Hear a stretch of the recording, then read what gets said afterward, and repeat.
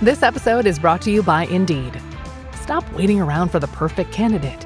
Instead, use Indeed-sponsored jobs to find the right people with the right skills fast. It's a simple way to make sure your listing is the first candidates see. According to Indeed data, sponsored jobs have 4 times more applicants than non-sponsored jobs. So go build your dream team today with Indeed. Get a $75 sponsored job credit at Indeed.com/podcast. Terms and conditions apply. Hi, I'm here to pick up my son Milo. There's no Milo here. Who picked up my son from school? Streaming only on Peacock. I'm gonna need the name of everyone that could have a connection. You don't understand. It was just the 5 of us. So this was all planned. What are you gonna do? I will do whatever it takes to get my son back. I honestly didn't see this coming. These nice people killing each other. All Her Fault, a new series streaming now only on Peacock. Every who down in Who Newville liked the holidays a ton. But where to get great prices on gifts, they had no idea. None. They searched and they searched for great gifts under $25. Gifts for spouses and friends and even their toddlers. When suddenly one who shouted, Walmart has what you want, knowing they have Lego, Tree Hut, and low prices to flaunt. So they enjoy the holiday season as who's often do. Cheering and shouting, Walmart has incredible gifts. Who knew? Find gifts they'll love under $25 at Walmart.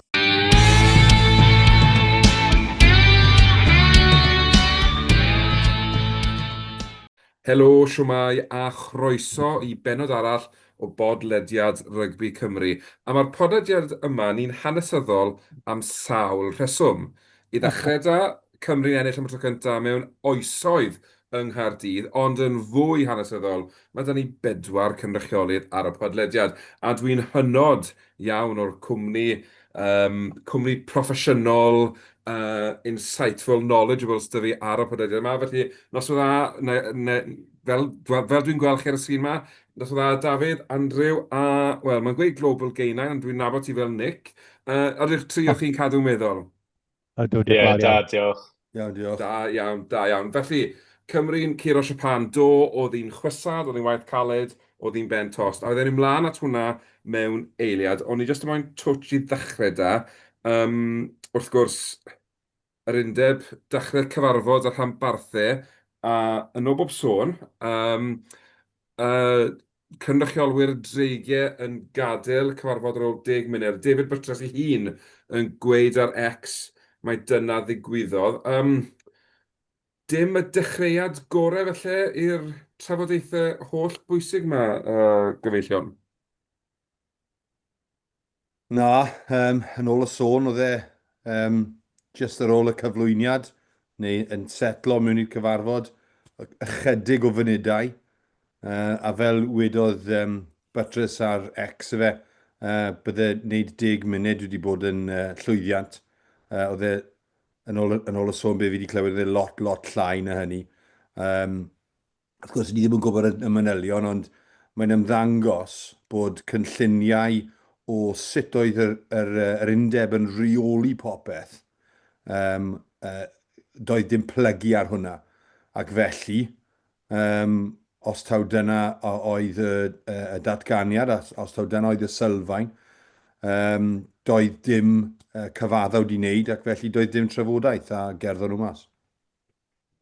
Nawr, o feddwl bod y dreigen un o'r ddoi ranbarth arwyddodd y cytundeb ar y funud ola dros yr haf, faint o bryder fydd i'r undeb bod y dreigen nawr wedi diflannu o cyfarfod mor gynnar? Byddwn ni'n meddwl bod nhw wedi gobeithio falle bydde Gaerdydd a'r dreigen falle'n haws I seboni, I gael nhw ar ei ochr o feddwl beth oedd dros yr haf. Mae falle y rhanbarthau yn y gorllewin fydde'r pen tost, ond mae cynlluniau'r undeb dros y siop I gyd nawr, byddwn ni'n meddwl.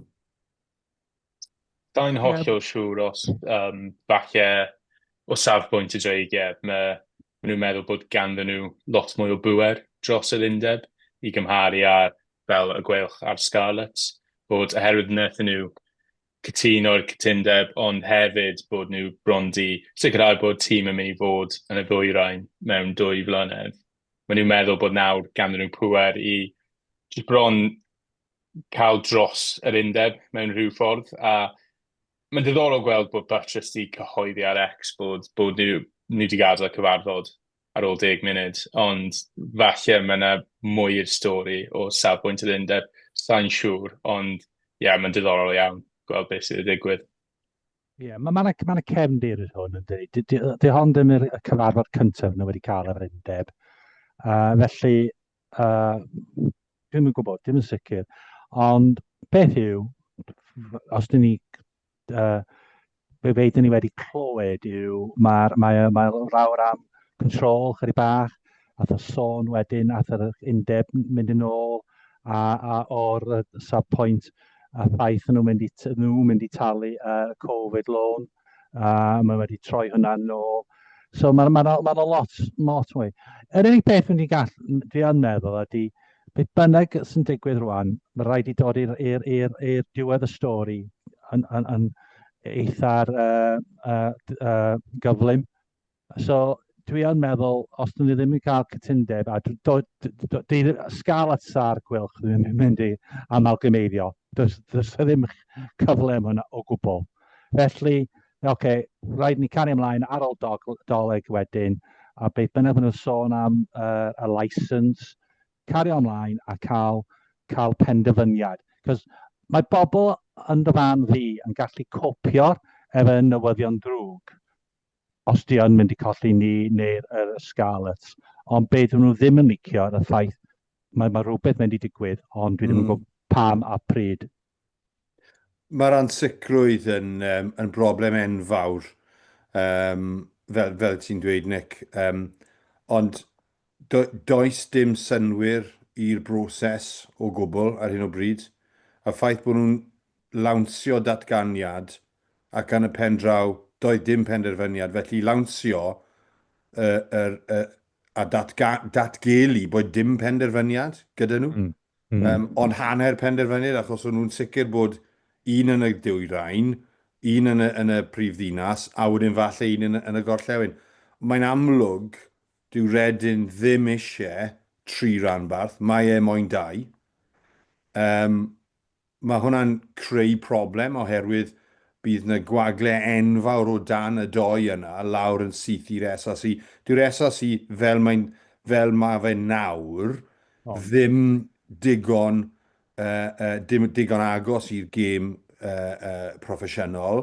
Ac i bob pwrpas, mae dyn nhw llwybr neu pathway, a does dim sicrwydd ble mae un yn dechrau, un yn gorffen. Dyw'r premiership ddim yn agos at yr SRC. Dyw'r SRC ddim yn agos at y pro game. Dyw'r SRC ddim yn agos at Championship Division 1. Felly mae angen ystyried hwnna hefyd, a dwi ddim yn hoffi'r dogfen maen nhw wedi cynnyrchu, achos does dim digon o manylion ynddo fe. Mae'n management speak. A gyda newidiadau chwildroiadol sy'n mynd i effeithio pawb, gêm y cymuned, y clybiau, yr ysgolion, y ranbarthau, yr academies, Tîm Cymru, popeth, gyda siwr gymaint o newidiadau, mae dyletswydd arnyn nhw fel governing body i roi manylion yn y dogfen o flaen pobl, achos fel chi'n dweud, mae'r ansicrwydd yn warthus. Dyw hwnna ddim yn helpu denu pobl mewn i'r gêm, denu budsoddwyr mewn i'r gêm. A mae hwnna'n mynd i fod yn rhan enfawr o'r cam nesaf. Os nad os budsoddwyr, does dim gêm proffesiynol. Maen nhw'n glir gyda hwnna, ond i bai bod dyna be maen nhw moyn. Maen nhw moyn gwagle nawr, lle maen nhw'n dweud, right, fine, dim buddsoddiant, ni sy'n reoli 2. A fe benen ni lan gyda 2. Be sy'n hefyd yn syndod, a dim hwn y tro cynta, yw amseru'r undeb o gynnal y pethau yma. Fel, fi'n cofio y consultation roedd i ben wythnos cyn dechrau'r tymor. Wedyn oedd y penderfyniad yn cael ei wneud jyst cyn bod Sgwad Cymru'n cael ei gyhoeddi. A nawr maen nhw'n cynnal y cyfarfodydd yng nghanol cyfres yr Hydref. Mae fe fel bod nhw moyn ysgwyd y cwch, bod nhw ddim yn moyn stability yn y gêm, bod nhw moyn chaos, gweld yr holl beth yn cwmpo a adeiladu o'r dechrau to. A mae jyst, fi'n deall bod nhw'n cytuno felly'r faint o rhanbarthau etc. maen nhw eisiau, Ond os bosib, beth maen nhw moyn ar y diwedd yw bod tîm Cymru yn llwyddiannus. Ar hyn o bryd, maen nhw'n dinistrio hwnna a jyst yn troi cefnogwyr i ffwrdd. Fi'n credu ni'n gweld nawr ffaith bod y ddwy gêm hyd yn hyn ddim wedi bod yn sell-out a trial dathlu hanner 100,000 yn gêm yr ariannu. Mae jyst yn twmlo fel mae eisiau nhw gael eu amseru nhw'n well o ran pryd mae'r pethau yma'n digwydd, fe bod ddim chance o unrhyw fath o chaos. Yr unig beth dwi'n gallu ychwanegu i'r sgwrs yma yw, dwi'n meddwl beth bynnag sy'n digwydd a beth bynnag mae bobl yn dweud, mae nhw wedi penderfynu fel bwrdd rwan am 3. Wrach Dafydd ddim eisiau hwnna, ond dwi'n meddwl mae'n mynd i cario ymlaen efo hwnna. So dwi'n just gobeithio bydd ni gallu cyrraedd i sefyllfa mae'r hwnna yn glir pwy di 3 a wedyn trio'r adeiladu'r gêm fyny eto. A mae hwnna'n good segue fyna, Nick. Trial adeiladu'r gêm fyny eto. Penwythnos fatha, wrth gwrs, Cymru'n curo Japan. Wel, mae defnyddio'r gair curo falle bach yn gyrraedig. Oedd hi'n dyblyw yn llyfrau hanes. Cymru'n curo Japan o bwynt gyda Gareth Evans yn cic-os reit anodd yn y foment na, neud edrych yn reit hawdd. Cyn bod ni'n dissecto am felly beth yn y gêm, neu o'r gêm gwrs i'n dweud, eich argraffiadau chi, odi ni'n gallu bod yn delighted bod ni'n di ennill, neu just ni di ennill? Mae'r mwynci na off yn cefen ni, fel byddai'r Sais yn gweud. Fi'n meddwl chi'n gallu cymryd positives, yn wedig, monkey off the back. Ni di ennill gêm, a o'n i ddim di chwarae yn dda o gwbl, a dal ennill. So mae'n sicr positif, ond oedd ddim yn gêm gret i wylio fel fan. A fi'n siŵr os chi'n neutral, oedd e ddim di bod yn gêm gret i wylio.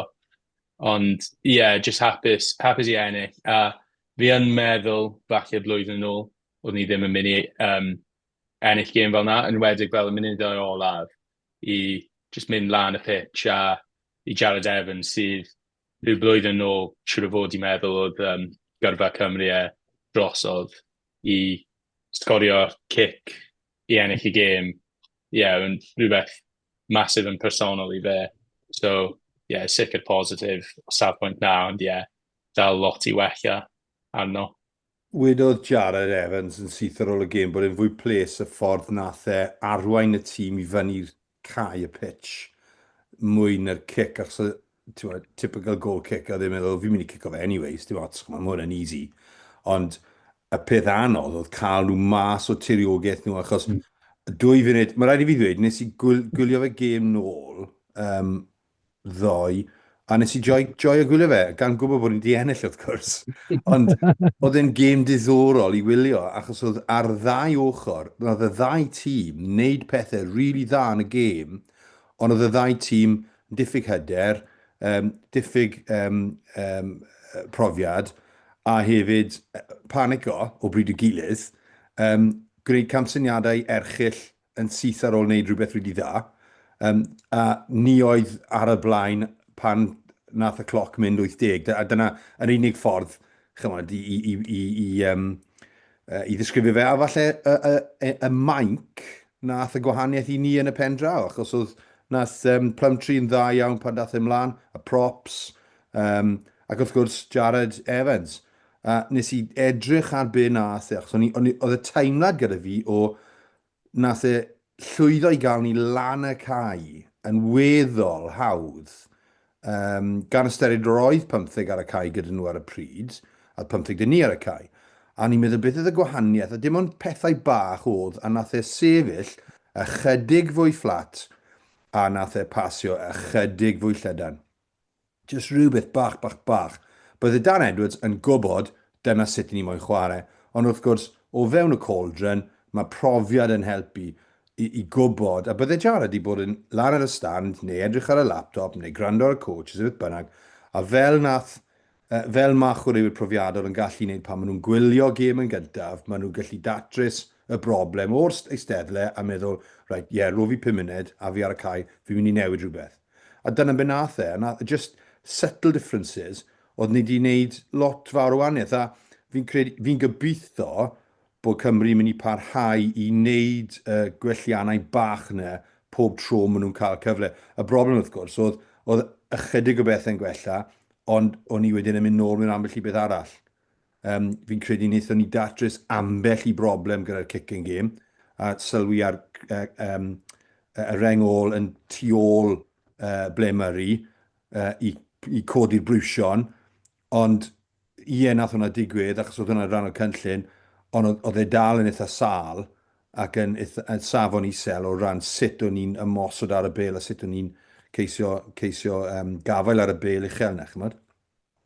Ond ar y cyfan, mae yna rai pethau da, oedd e'n braf i gweld nhw'n ennill, gêm agos, achos ar un adeg, o'n i jyst yn meddwl, craici, oedd dechrau da, ond craici, oedd jyst siwr gymryd o bethau, jyst yn mynd o un peth i'r llall, chymod, un peth negyddol a wedyn peth negyddol arall, eto, a dde jyst yn mater o dim look o dde, ond o'n i'n ffodus bod Jared Evans di darllen y gêm yn digon da a gyrru ni lan y cae. Ie, dwi'n cytuno, does gen i ddim byd da. Just ateb wastad ar y scoreboard yn dyri. A mae hanes yn mynd i dweud mae Cymru wedi ennill. So just roed y gêm, dyn ni just mor falch i ennill. A wedyn, fel ti'n dweud, Carwyn, mae monkeys off our backs.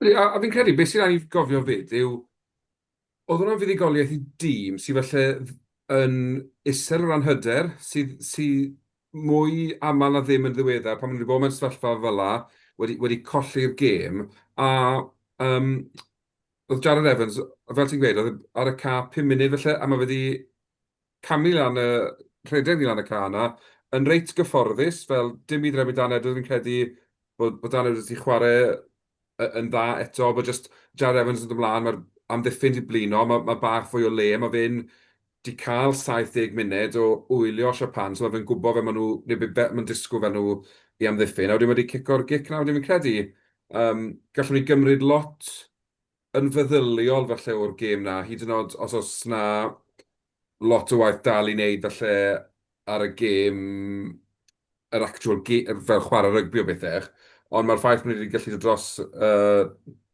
y lein erbyn tîm sydd wedi gwella lot. Japan ddim yn dîm hawdd wedyn.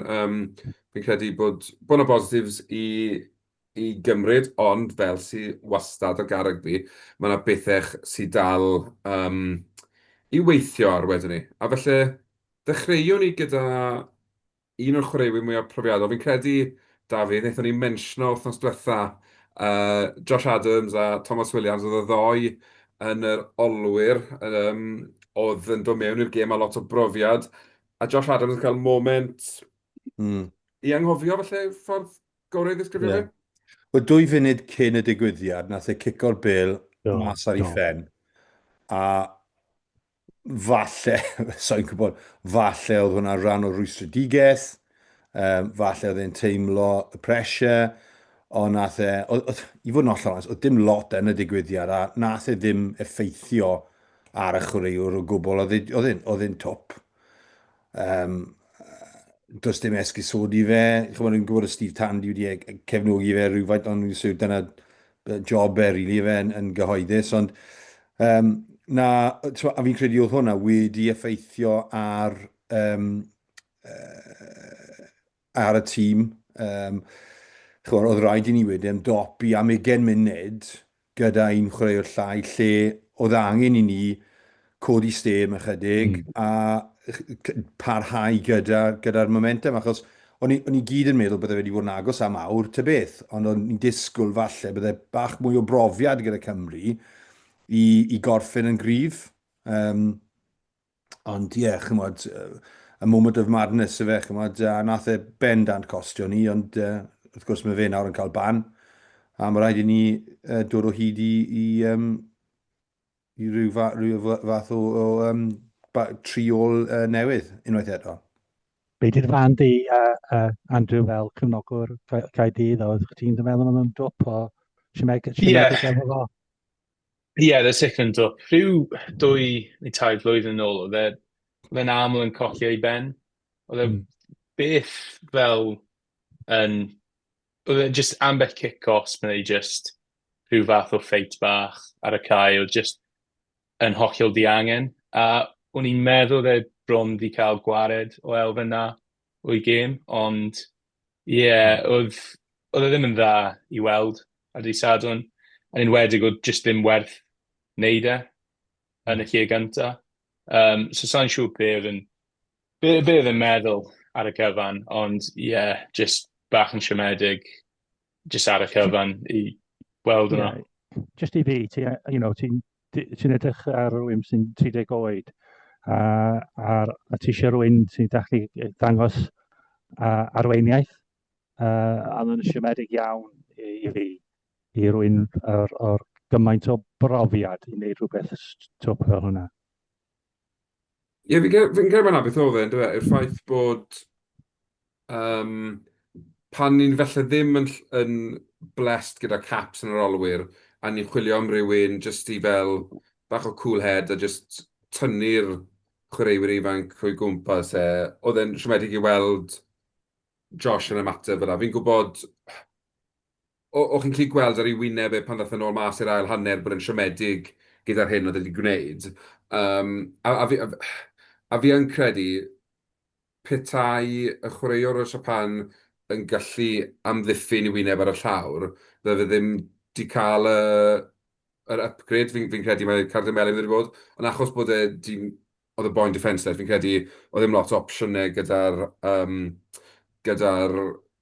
dyfarnwr cynorthwyol wedyn, ond fel ti Dafydd, so mae hwnna'n agor y drws i rywun arall yn y triol, fe'n ymlaen i tîm penwythnos yma yn y man, ond just bydd arall tarodd fi, a falle yn y foment yn syth ar ôl y gêm, o'n i bach yn hall ar y chwaraewyr, ond ges i sioc gyda ffordd wnaethon nhw ddathlu, a fi'n deall bod na lot o bethech o ran oblygiadau'r canlyniad fel aros yn rhif 12 yn y byd, so bod ni'n aros mewn pot penodol gyfer dro cwpan y byd, ond oedd e bach yn excesif o feddwl fel yn illon i'r gêm, a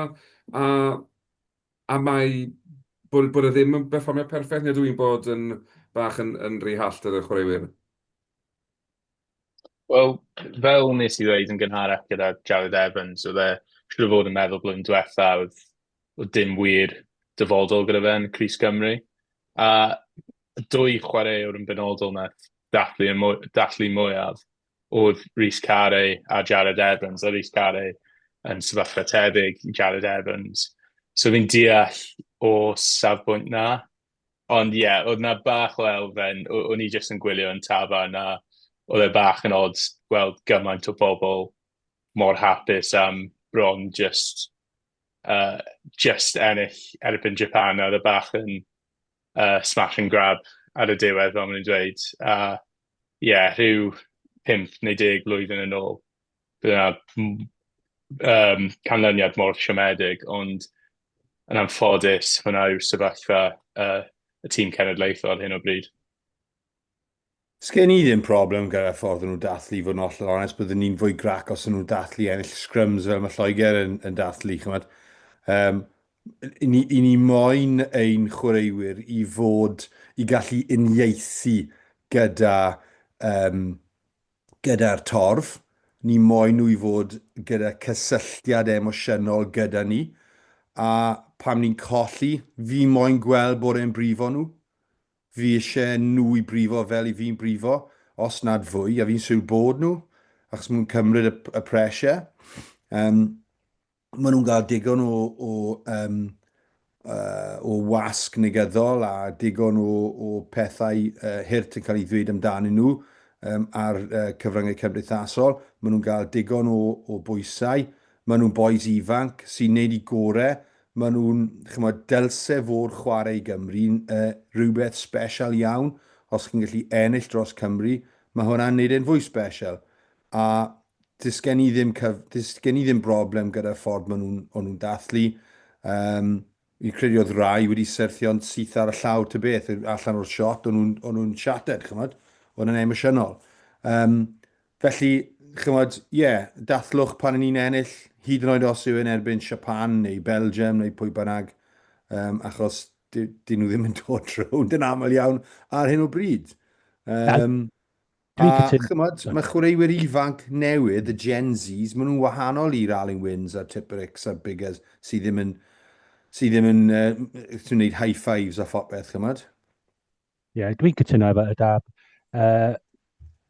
Dwi eisiau weld emotion, a dwi'n meddwl mae Tandi'n drosodd yn dda hefyd, cos pan mae'n gwylio'r gêm, fel ni, fel fans yn neud, ti'n gallu weld mae pethau ddim yn mynd yn dda, os gyda'i fen, a syth mae gêm yn drosodd, oedd o deud, oedd y performer ddim yn digon da, ond dwi'n licio hynna, ond y ffaith yn y gêm, ti'n gweld, mae'n fel ni yn gwylio'r gêm yn y stadiwm neu ar y teledu, dam neu, arbennig o dda.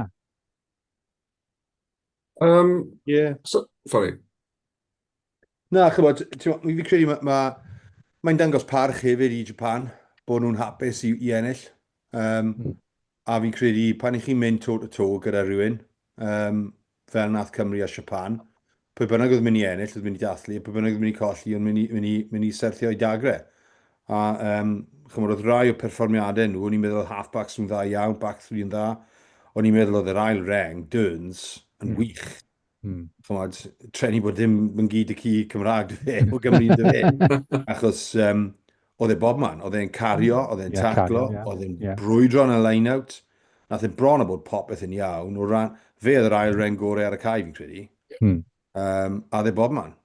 Credu oedd y boi dath ymlaen gael dy gardau melyn yn anffodus iddo fe, cap gyntaf, a wedyn nid smonach o hwnna, ond nhw'n chwarae, mae Cisi yn ymreit yn dda iawn, chymod, oedd Ulafitw, bod wedi cael cardyn felyn, oedd dde o gwmpas y lle. Oedd y boys yn gwybod bod nhw wedi bod mewn gêm a brwydr mawr. A chymod, fi'n gobeithio bod ni'n mynd i wario nhw eto, achos dyna'r fath o safon i ni ar hyn o bryd. Os ydych chi ar y rankings, mae ydych chi o falle Japan, fyny ni Georgia, pwy sy'n o'n Alban, yr Eidal, Australia, dyna fi'n credu yw ein gyngrair ni, ni o gafael nhw, a falle yn y 2 flynedd nesaf, fi'n gobeithio ni'n mynd i wneud yn dda yn erbyn y tîmau yna. Unrhyw beth ar ben hwnna, a chi'n sôn am upset y fe, ond yn haeddiannol, mae angen i ni dechrau dringo a bwrw reina off. Chymod, mae pawb uwch ben Australia. Nes i dweud Ariannu'n wedyn? Na. Gobeithio ddim. Na, so o'n ni tan tua 7 neu falle 6. A wedyn mae'n cam mawr rhwng 7 i 6 yn does? Fi'n credu. Bod Australia yn gallu pigo ar Ariannu'n off o bryd i gyd. Nethon nhw curo yr All Blacks, a llynedd yn erbyn y Lloegr. Ond fi'n credu unwaith bod popeth yn dechrau setlo o fewn blwyddyn i'r cwpan y byd i falle 6 mis. Bydd pawb eisiau bod lle maen nhw. Mae pawb ar cylch gwahanol hyn y bryd, chymod? Ond fi'n credu ar yr adeg hyn nawr, falle am yr blwyddyn nesaf, dyna'r tîmau fi'n gobeithio bod ni'n gallu pigo off rhyw ffordd, chymod? A mae'n delfrydol bod ni'n dechrau hwnna gyda gêm y byd dyna newydd a Africa. Ond be bynnag, cwbl o berfformiadau unigol da, ni'n meddwl safbwynt Cymru, o ti'n sôn am chwaraewyr Japan, Oli Crackner o'n i'n meddwl, fel cap cynta wedi dangos i werth, a di cynnig tipyn fel yn disgwyl. O'n i'n meddwl bod Dan Edwards wedi mynd yn dda, unwaith to pan mae fe'n ffindo'r gap na, mae fe'n mynd trwyddo fe, mae cyflymder dy fe, a fi'n falch gweld nhw'n stico gyda'r ar y brawf o Dan Edwards fel deg. Fi'n credu, os mae dyna pwy maen nhw'n gweld yn y crys am y flwyddyn nesaf, oni bai bod e'n anafu, fi'n credu mae nhw just stico trwyddo gyda fe, gweld beth sy'n digwydd. A o'n i'n meddwl bod... Thomas Williams. Thomas Williams, ie. Wel, mae Thomas Williams wedi chwarae 145 mas o 160 munud yr hydre yma. Y broblem yw, wrth gwrs, fydd e ddim ar gael i chwarae di African wrth nos ola, os mae'n Lloegr. Wedyn, ti hwnna ddim yn ddelfrydol chwaith, rili, yn dweud? Alex Mann yn dda. Alex Mann yn dda iawn. Eto. O'r Thomas Williams, oedd i pasio fe yn y 22, pasio reit ar bwys y llinell. Os ych chi'n edrych ar cais, fi credu taw Zamet oedd e'n syllu ar yr amddiffynwyr oedd ar y llinell. Yn syllu arnyn nhw a pasio i Zamet heb edrych dros i ysgwyd dde. A nes i ddim sylwi hwnna tan gwyliau si fe yr ail dro wedyn. A oedd e jyst wedi cymryd yr amddiffynwyr yn surprise, achos o'n nhw ddim yn sylwi, oedd e be wedi mynd, cyn i nhw sylweddoli bod dde ddim yn mynd am y gap. A ath e heibio 3 neu 4 dyn Cymru a syth i Zamet yn yr asgell. A oedd hwnna'n world class. Mynd at Zamet, oedd o chwarae eitha dda, ond wrach just y ffaith ddim wedi chwarae lot o rygbi. Dim rhaid i fe sgorio cais bob tro mae'n cael y beil. Mae hwn yn mynd i dod, dwi'n meddwl. Be yn sy'n torri chydig bach yn negatives yn siomedig oedd, dwi'n meddwl rhywun sy'n dwi yn reitio yw Wainwright. Nath o ddim yn chwarae arbennig o dda. Beard, ddim yn cario beil. A hefyd eto'r canolwyr, Thomas Llywelyn, ddim yn gweithio. Os Llywelyn, mae'n boi mawr yn di, ond ddim yn defnyddio rhoi power a... Na i amddiffyn Llywelyn fan hyn. Dwi ddim wedi bod yn fan o fe yn y gorffennol, ond o'n i'n hoff iawn o'r ffordd nath e wario bydd ariannyn. Gafodd ddim llawer o bil da i ymosod. Yn amddiffynol, nath e'n dda. Sawl tacl dda iawn. Ond, mae fe unwaith eto, mae fe'n boi ifanc, mae e'n mynd i wella. O ran yn sôn am y pethau negyddol, oedd 68% o tiriogaeth yn hanner ni. Mae hwnna, dyw hwnna ddim yn iawn. That's not right. Achos mae pob gêm, os drychwch chi dros pob gêm, ar beth i'n galw'r gwefan rugby pass. Does neb yn ildio tiriogaeth 68% ac yn ennill. Bydde Japan yn really, really grac gyda hwnna. A wedyn drychus i ar, so ble roedd hwnna, 42% rhwng hanner ffordd a 22 ni. O'n i just methu, oedd y bel dyn ni yn yr ardaloedd na, ond o'n i methu gadael y tir yna. O'n i'n meddwl falle achos o'n i'n just derbyn nhw mewn gormod, ond o'n i'n chwarae gormod o exit plays yn edrych na strike moves, a hefyd pan o'n i yn symud y bel, o'n i'n symud o defnder, a oedd e'n hawdd i stopio ni, nes bod Jared Evans i dod ymlaen. Felly mae yna ambell i nuance yna sydd angen gwella, ond oedd hwnna, 68% tiriogaeth, oedd hwnna'n real anomaly dros y weekend. Clywys ti ddeud yn y gêm yn ebyn i'r ariannyn, a Japan wneud yr un fath, pan maen nhw'n wneud y run-around, oedd nhw'n just sefyll yn y gwagiau, aros yn y beil, ond yn bron yn digwydd eto. Dyna pam dwi eisiau gweld Llywelyn. Just well, na, it's dim on one. It's not on. Mae gymryd y beil fyny. A falle Hawkins nawr. Mae fe yn y gorffennol wedi bod ychydig fwy gorfforol ac yn direct fel canolwr mewnol na Ben Thomas. Mae'n gallu paso, Hawkins. Yr unig peth o'n i falle yn becso am yw bod e ddim wedi chwarae llawer o rygbi yn y flwyddyn diwethaf. Nath e ddim chwarae llawer yn Exeter. Wedi chwarae chydig gyda Scarlett, ond wedi chwarae 10 ar dechrau flwyddyn. Ond mae'n bachgen talentog iawn. Mae gyda'r all-court game. Mae'n gallu cicio, mae'n gallu cario. Taclo'n dda. Pasio'n dda iawn. Mae'n gweld y game yn dda. Mae'n cwlffyn o fwy. So fi gobeithio gaiff e game da. Nath e chwarae'n dda iawn dros Cymru yn ei capiau gyntaf fe yn yr gêm ar Hydref ychydig o flynyddoedd yn ôl. Ond ie, mae angen gweld mwy, a ti'n sôn am Adam Beard, ti'n modd, nath e cario'r bel unwaith fi'n credu, a hwnna reit a diwrnod 75 munud neu rhywbeth. Just cyn y Eisiau mwy yn does. Mae eisiau mwy, mae rhaid cael mwy yna. Andrew, mae Ben Thomas wedi cael, chydig bach o stick. Be di dyfan di am hwnna? Sa i bod yn... So wedi gweld lot i fod yn rhy positif amdano. Mae'n chwarae Caerdydd, mae'n chwarae gêm hollol wahanol, ble swn i'n gweld sut pryd mae'n chwarae Caerdydd yn y UFC, mae'n cario lot, a chi beth yn gweld yr un fath o pwer pryd mae'n cario i Gymru.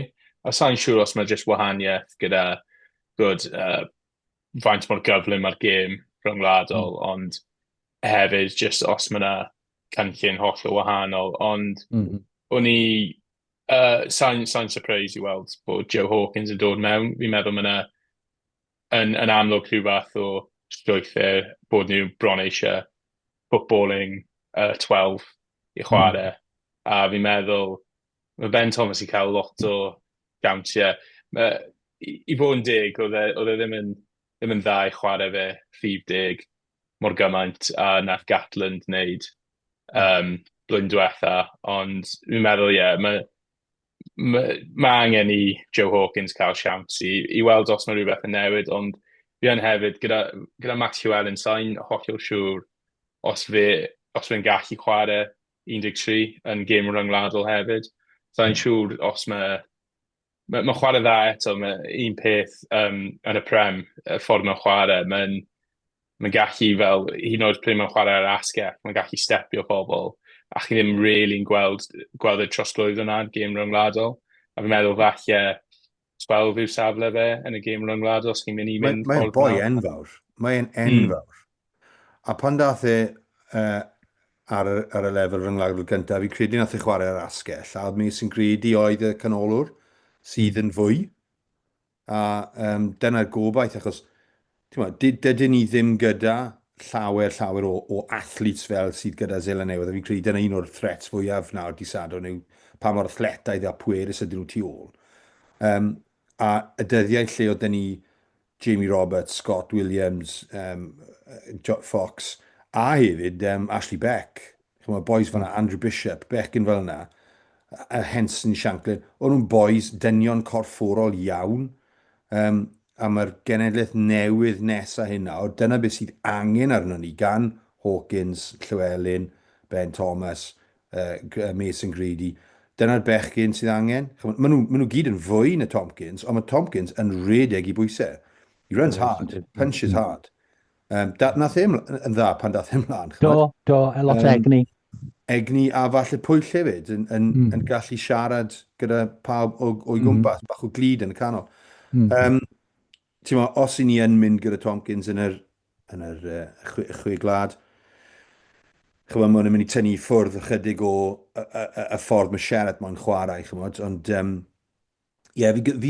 fi wedi mynd o un ffordd y llall gyda Max Llewellyn, o'n i mor bles yn y ffordd nath yn erbyn arian, o'n i'n meddwl, reit, hang on nawr, mae yna chwaraewr ryngwladol fan'na, mae yna nice touches, ond ydy e mater o setlo mewn yw e? Fi'n cofio blynyddoedd yn ôl, oedd Brian, funnily enough, fi'n cofio Brian Moore yn dweud am Gareth Llewellyn, a lot o'r wasg yn barnu fe yn dweud bod e ddim yn digon da. Dim ond i genodd ar y pryd.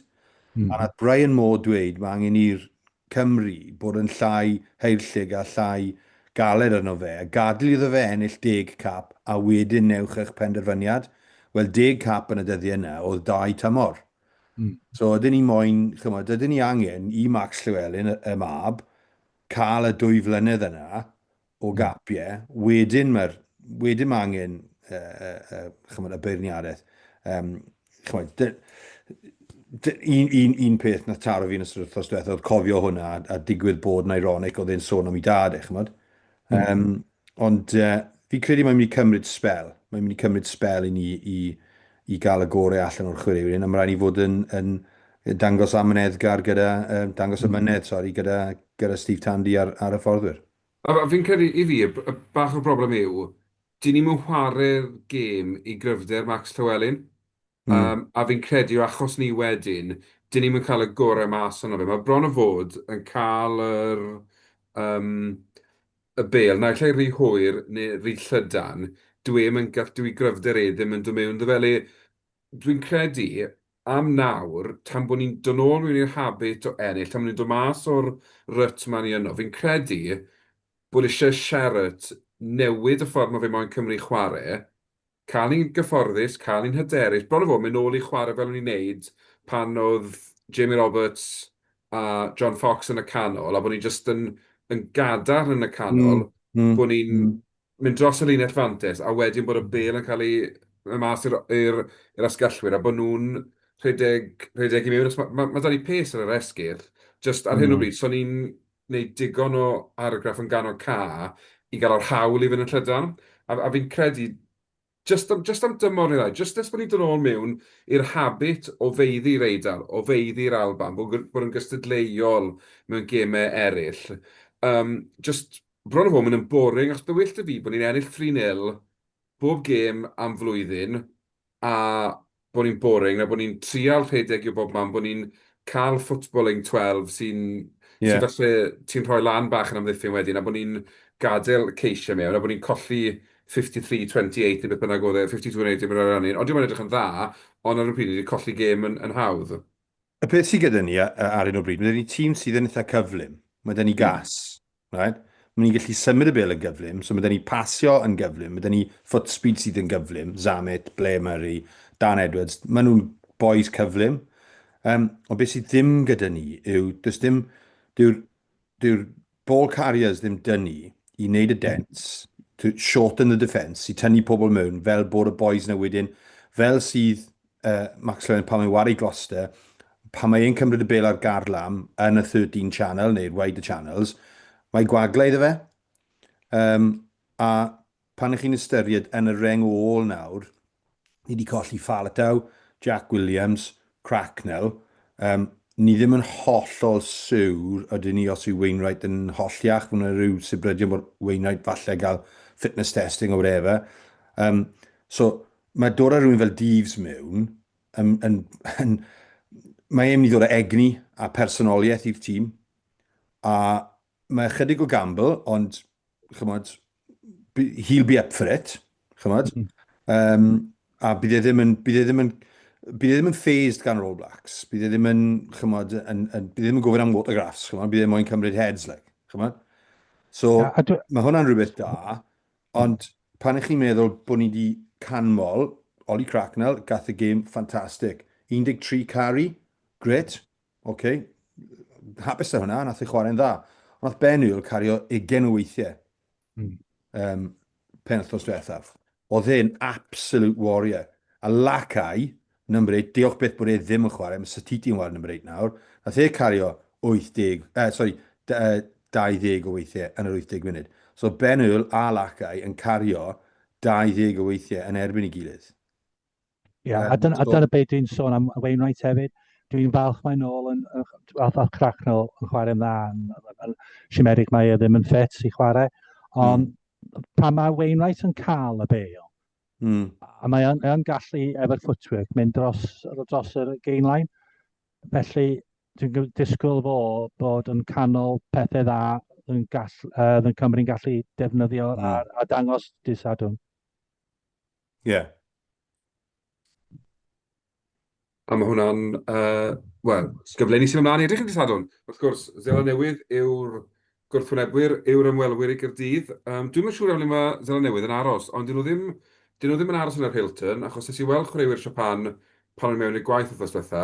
Dwi'n wedi gweld dim un chwaraewr o Zeland Newydd wrthos ma, wedyn bosib nhw wedi ffindo'r gwesti arall. Be bynnag, dyw hwnna'n bwysig. O'n nhw'n twymo lan, o'n nhw'n ymarfer ar CI St Peters. Wrth gwrs, nes i weld clip ar BBC Sport wedi rhoi'r fy gyda selfie da bod yn barod hyn beth nes i weld fi'n cedi, dy fe. Felly, os oes ti'n gwybod, cysylltwch. Be bynnag, y tîm. Ambell i newid tactegol, ambell i newid gorfodol wrth gwrs. Yr olwyr, dim ond yr un newid, dwi'n gei celwi. 2 newid yn yr olwyr. Hawkins yn lle Ben Thomas yn y canol, a Tom Rogers yn lle Josh Adams sydd wedi i wahardd. Byddech chi wedi gwneud unrhyw fwy o newid, neu oedden ni moyn gweld cysondeb? Yfed dyna beth sy'n angen fel yn dilyn buddigoliaeth yw bod ni'n stico gyda'r un chwaraewyr? Dwi'n hapus efo cysondeb. Yr unig peth dwi ddim yn gallu dod yn hen drosodd yw ffaith Rodgers ddim yn cefnwr a y Murray ar yr asgwyll. Ie, mae fe'n benderfynol o aros gyda cadw Murray fel cefnwr, a dwi'n disgwyl Zila newydd i chwarae gêm gicio tebyg i'r ariannyn, a wedyn fydd disgwyl i'n fo'n well dan y beilychen a dwi'n ofni. Ond mae'n anodd pan mae'n 5'8" yn dydi. A ti'n erbyn wyt sy'n 6'2". Ie, yn anffodus, mae e nawr yn eitha amlwg nawr beth yw'n gwendid ni, a so i'n gwybod, dyw Zela newydd ddim yn gret yn y kicking game. Hynny yw i gymaru â yr ariannyn, yr Eidal, yr ariannyn, Lloegr, Australia hyd yn oed, a De Affrig. Dyn nhw ddim cystal â nhw, maen nhw'n well na'r Japan. Dwi ddim yn hollol sicr os bydd Zela newydd yn newid i tactegau nhw yn Becsom Cymru ac yn gor cicio. So fi'n edrych cwpl o stats fan hyn nawr. Yn erbyn ni nath Japan cicio 40 o weithiau. Right? Yn erbyn Australia 29, 30 yn erbyn De Affrig, ond cicio i ryddhau y pressure oedd rwyna. A wedyn, yr un peth yn yr Eidal, yn erbyn Iwerddon 23. Felly, nath Japan newid tactegau nhw yn bod pasol, cicio fwy yn erbyn ni, a cicio'n uchel, a cicio lawr llwnc ble mae'r. Dwi ddim yn hollol siwr bydd yr Zela newydd angen gwneud hwnna. Fi credu maen nhw'n mynd i redeg e'n ôl chydig fwy. Gwahaniaeth o ciciau sydd gyda nhw. Chymod, Mackenzie, y maswr, mae e'n mynd i fod yn gelfydd gyda'i cicio, nid jyst cicio pan mae'r bêl gyda nhw yn y treian canol yna. Maen nhw'n mynd i ymosod allan o'i hanner nhw. Dyn nhw ddim yn mynd i cicio allan o'i hanner nhw cymaint a beth nath Japan. Felly, fingers crossed, bod ble Murray yn gallu goroesi ychydig a bod y gêm yn torri lan i ffafrio fe yn edrych na rhoi gormod o pwysau arno fe. Be am ti, Andrew? Wyt ti'n bysych chi roi rhywun gwahanol yn y fel cefnwr? Ie, fi'n meddwl bydd yn anodd i rhoi rhywun fel Beetham. Fi'n meddwl ddim wedi cael un cap o flaen, a hwnna'n 10 munud olaf yn erbyn De Affrica dros blwyddyn yn ôl. Fi'n meddwl bydd falle welliant o cael rhywun lot mwy dal fel Beetham, ond so mae Beetham yn bwy tal iawn. Anyway, felly, mae'n siŵr faint o wahaniaeth yn wneud. Un peth fi yn pryderu bach am yw, yn yr alreng, ni wedi cael Daf Jenkins, Adam Beard a Freddie Thomas fel yr opsiwn yna. A nawr mae'n meddwl wythnos nesaf erbyn De Affrica, ni'n mynd i angen ddechrau rhyw cymysgedd o James Fender, Ben Carter a Rhys Davies. So, James Fender mynd i cael gap gynta, siŵr o fod, wythnos nesaf, rhywsut. Ond mae'n mynd i bod gêm mor anodd wythnos nesaf. Fi'n meddwl falle bydd yn mwy synhwyrol i rhoi rhyw fath o munudau i rhywun fel just Ben Carter a Rhys Davies, hyd yn oed off y fainc, oherwydd sa'n meddwl yn dda i mynd mewn i gêm De Affrica, lle mae'r boys na heb di chwarae gêm rygbi am dros fis. Ie, fi'n cytuno.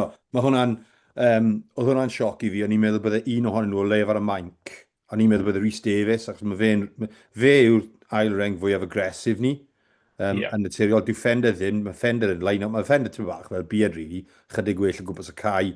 Ben Carter, good all-round second row, ond dyw e ddim yn dyn agresif iawn.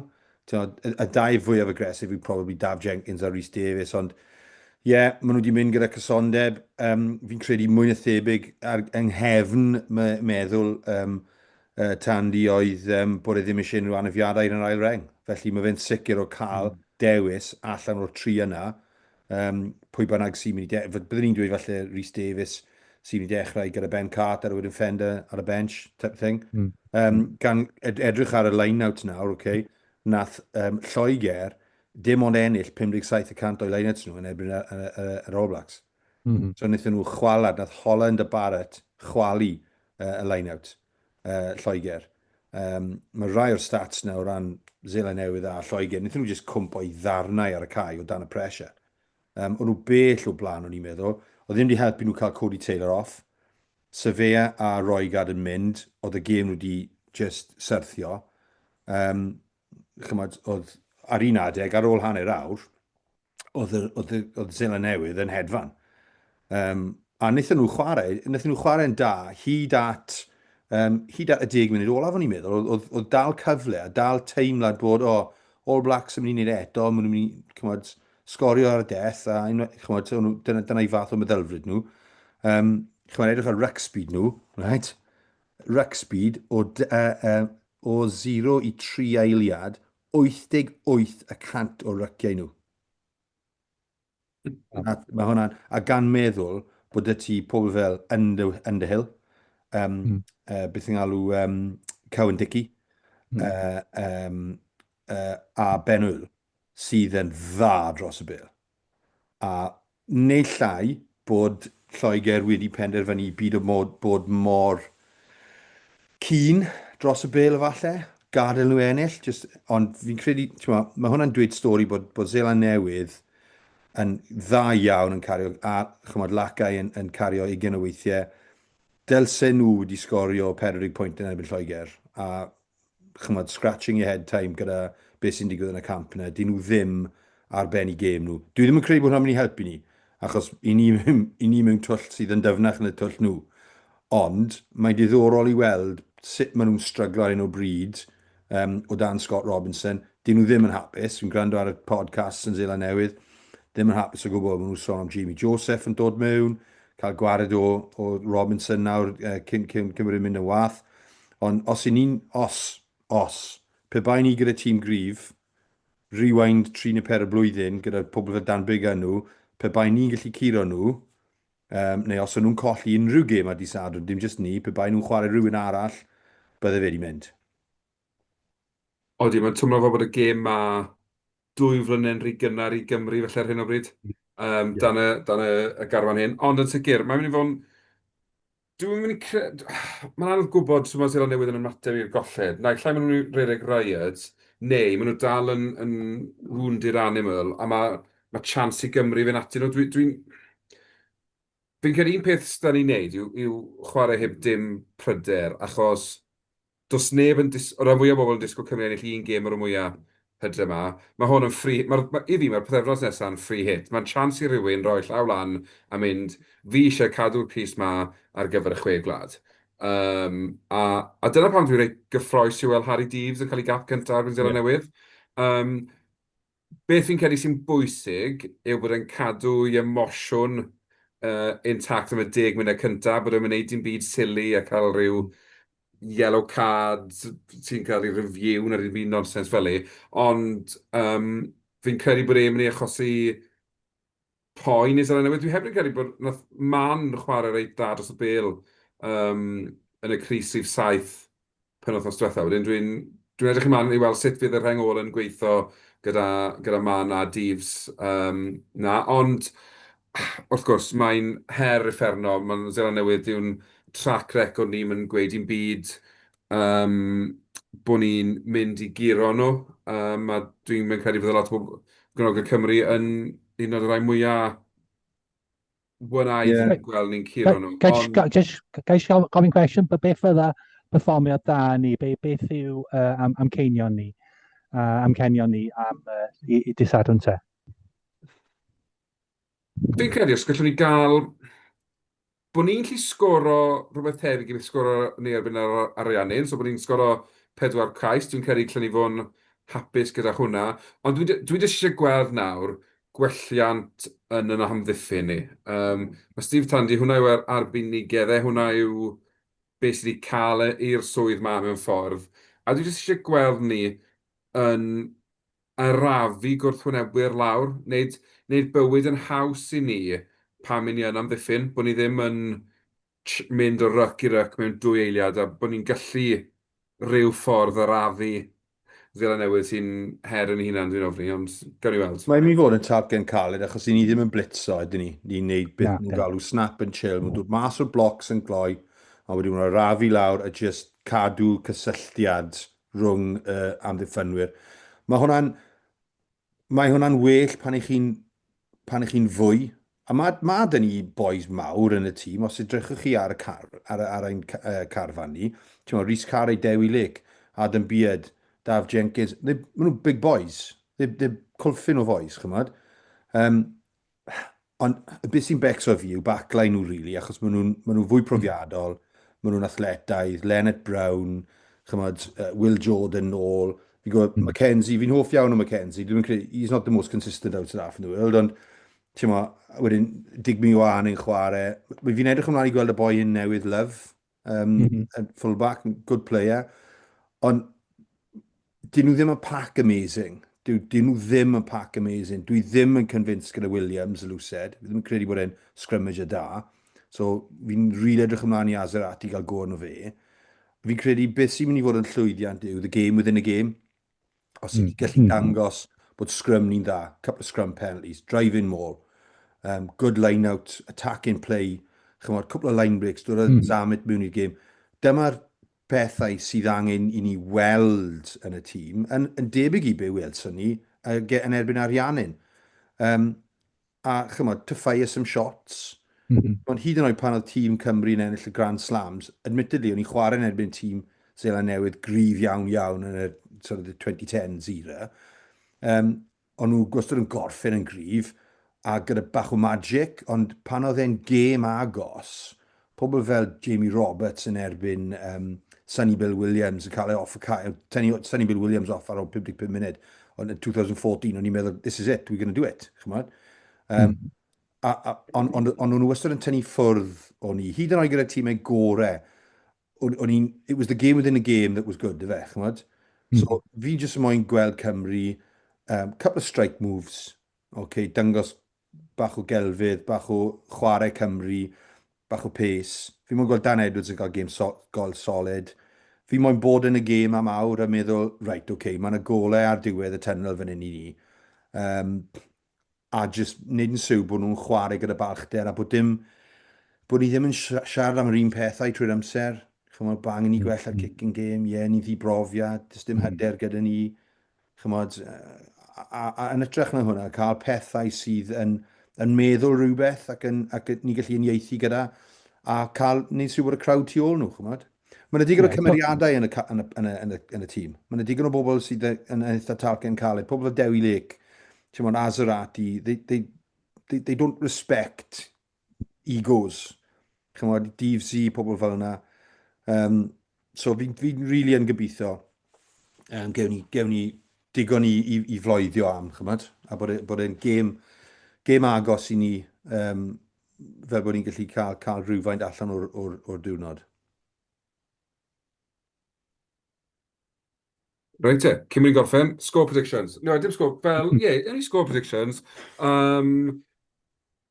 Os yw'n yn ddewr yn moyn mynd gynta, neu chi moyn fi pitcho mewn... Mae'n mynd gynta. A bod mae head on the block, yn gweud. Fi'n gweld ni'n colli o 47 i 26. Ond mi'n credu am 50 munud, 55 munud, fyddwn ni... So, os ydyn ni'n y gêm, ond fyddwn ni ddim mas o'r gêm, os yw'n gwneud sens.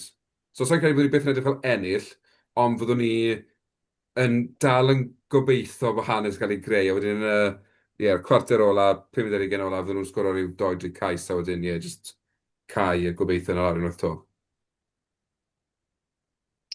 Fi'n gallu weld Tish mynd gyntaf daw. Na, Carwyn, sori Andrew, Carwyn mlaen. Fi'n meddwl bach tebyg. Fi'n meddwl bydd yn gêm tebyg i gêm erbyn Iwerddon yn y chwe gwlad. Bydd yna lot o obaith yn y hanner gyntaf, ond wedyn, fel yr ail hanner, bydd meddwl oedd yn Bundiaki, oedd just yn possessed yn y pan daeth e ymlaen. A bydd yna fel rhywun yn dod off o fainc i Zela Newydd, bydd yn just hollol newid y gêm, falle Llefydd Rhys just runs riot tuag after 20 munud ola. A bydd e'n agor lan lot mwy. Bydd y sgôr ddim yn adlewyrchu'r perfformiad. Ond sa'n disgwyl Cymru ennill neu bod yn agos, ond bydd o leia hanner gynta, falle hanner awr gynta, bydd na cicio gosb yn dod tuag at Gymru, bydd na pethau positif yn digwydd. Meddwl mae yna lot llai o bwysau yn nhw i Sadwn, i gymaru. Ond o'n nhw'n chwarae yn erbyn Japan fel o'n nhw'n gwybod bod gymaint o bwysau yn nhw i ennill. So, fi'n gobeithio oherwydd hynny, bydd nhw'n falle chwarae gyda bach mwy o ryddid yn y gêm. Gedi nesaf, Daf, na i mynd yn olaf. Na, mae'n good shout actually, gêm Iwerddon, achos o'n i reit ar y canfas nag o'n i newid y coach hanner ffordd trwy'r tournament. Rhywun yn dod mewn, bach o frwdfrydedd, dim pressure Cymru, loads o pressure ar Iwerddon. A mae Zela newydd Iwerddon tua'r un lefel, o gwmpas yr un lefel, chymod. Fi'n mynd i mynd am rhywbeth fel Cymru 20, Zela newydd 42. Am yr un resymau, fi'n credu, a fi'n gobeithio, ni'n mynd i sgorio cwpl o tries. Sawl elfen yn mynd yn dda i ni fel yr ardal gosod, scrums, line-out, fi'n gobeithio bydd y line-out yn redig yn oce. Fi'n credu ardal y dacl yn mynd fod yn anedd iawn i arafu nhw lawr. Ond, chymod, dwi'n gobeithio bydd Difs yn taflu bwysau o gwmpas. So Cymru yn y pen draw falle yn dim digon yn y tanc a Zela newydd yn tynnu ffwrdd. Mae rhaid mi bod yn ofalus o gwmpas yr Rucks hefyd, cos mae Caleb Clark a Will Jordan licio dod i mewn a cymryd bêl yn agos at y fanna. Ond rhywbeth tebyg dwi'n mynd ar 43, 21, rhywbeth fel o, Felly, gyfeillion, dyna ni wedi cyrraedd y diwedd a pawb i weld yr un mor optimistig â gilydd, sef bod dim lot o beth y Cymru, ond fyddwn ni yn y gêm am gyfnod. Wedyn, mae hwnna'n mynd gyda hanes Cymru yn erbyn Zela newydd, wedyn mae hwnna'n rhywbeth i fod yn brod iawn ohono fe. Ond beth bynnag, Dafydd, Andrew, o'n i'n meddwl, ti'n global to. Nick, diolch o'r iawn i'r trio chi am eich cwmni, mae wedi bod yn fraint. Diolch i chi gyd am wylio a gwrando, neu'r ddau. A gobeithio fyddwn ni'n paratoi wynebu Di Affrica wedi creu hanes a gweld tîm o Gymru yn curo Zela newydd. Tan y tro nesaf, diolch o'r iawn i chi. Hwyl fawr. Nos da. Hwyl fawr.